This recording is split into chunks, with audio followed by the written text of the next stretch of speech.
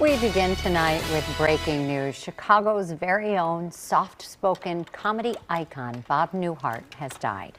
Good afternoon, I'm Dina Baer. And I'm Patrick Elwood. The Oak Park native was 94 years old. Our Dean Richards has spoken with Newhart on numerous occasions, joining us now with a look back at his life and his career. So many fans included here on set. I'm telling you what, this one hits hard.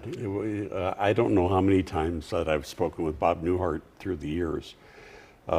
Lots and lots of them, and got to know him pretty well as a sweet, lovely, soft-spoken, stammering, as he was but part those of his one-liners, you know, signature. he could deliver them like nobody else. He really could. He really could.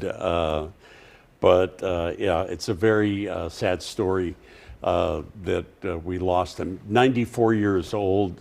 His publicists tell us that he had been experiencing a short series of illnesses, and that's ultimately what took him at his home in the Los Angeles area, where he lived with his wife, Ginny, for 60 years. She passed away last year, but what a remarkable career that he had, because Bob Newhart actually, you know, was born in Oak Park, but went to Loyola with the full intention of being an accountant, which he hated. He actually, he went to the Loyola Law School and couldn't stand it.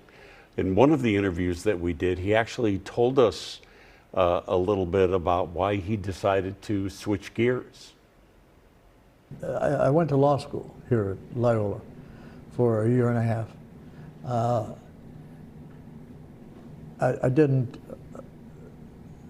I flunked out. It's the best way to put it. I was trying to think of a nice way of putting it, but there's no other way. Yeah. But that taught me a real respect for the word, for the specific word. This was the occasion of when Loyola dedicated a theater in Bob's honor when we talked about this. But it was so interesting because he told me that he had given himself 1 year to try to make it in comedy. He would send little comedy bits to a very, very popular DJ back in the day, Dan Sorkin, who was on the old WCFL. And Dan Sorkin sent some of Bob Newhart's comedy clips to Warner Brothers Records. They took those comedy clips of him making his debut comedy appearances and put them on the now legendary comedy album, The Button-Down Mind of Bob Newhart, which won a Grammy Award for Album of the Year, not Comedy Album of the Year, Album of the Year. He beat Sinatra, he beat Tony Bennett, he beat Harry Belafonte, all the vocalists of the day. This comedy album became the Album of the Year in 1960. He also won Best New Artist of the Year. We saw a clip of him as Professor Proton on The Big Bang Theory.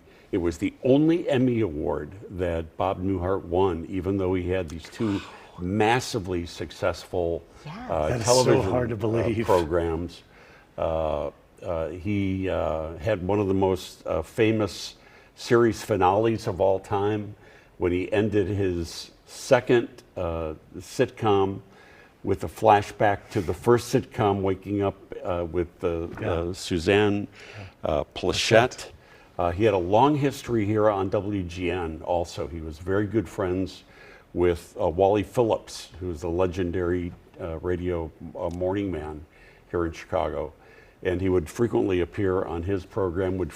Wally Phillips and Bob Bell, who was Bozo, the first Bozo, did a late night television variety show on which Bob Newhart would frequently appear whenever he was in town.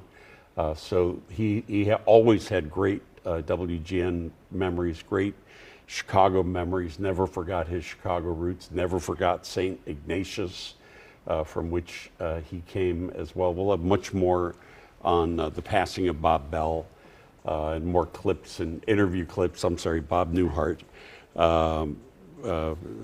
coming up as we progress through the evening and tomorrow morning. Now, you're obviously feeling this one. Yeah, you can very see it. sad, very sad. He was such a nice man, always such a nice man. He'd want you to look back at clips and laugh. That's right. Because that's what he spent his life doing, That's making correct. us all laugh. Absolutely And correct. serving our country. He was a veteran as well. During the Yeah. Korean War, exactly right. Yeah, thank you, Dean. Thank you, Dean.